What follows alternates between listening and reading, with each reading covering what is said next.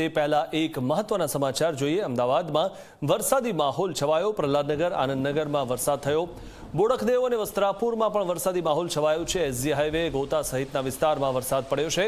ત્યારે અમદાવાદમાં વરસાદ પડી રહ્યો છે, જેના કારણે વાતાવરણમાં ઠંડક પ્રસરી છે। ગઈકાલે રાત્રે પણ અનરાધાર વરસાદ વરસ્યો હતો, ત્યારે જ આજે સાંજ પડતા 7 વાગ્યાની આસપાસ વરસાદ શરૂ થયો હતો। તો અમદાવાદના અલગ અલગ વિસ્તારોમાં વરસાદ શરૂ થયો હતો। શહેરના અનેક વિસ્તારમાં મન મૂકીને મેઘરાજા વરસ્યા છે। અમદાવાદમાં વરસાદી માહોલ હાલમાં જોવા મળી રહ્યો છે। ત્યારે ગુજરાતમાં તમામ જગ્યાએ વરસાદ પડ્યો, પરંતુ જાણે અમદાવાદ બાકી રહી ગયું હોય તે પ્રકારનો ઘાટ ઘડાયો હતો। પણ છેલ્લા 2 દિવસથી અમદાવાદમાં પણ મેઘરાજા મન મૂકીને વરસી રહ્યા છે, કારણ કે અમદાવાદીઓ પણ ત્રાહિમામ પોકારી ગયા હતા ગરમી અને બફારાથી।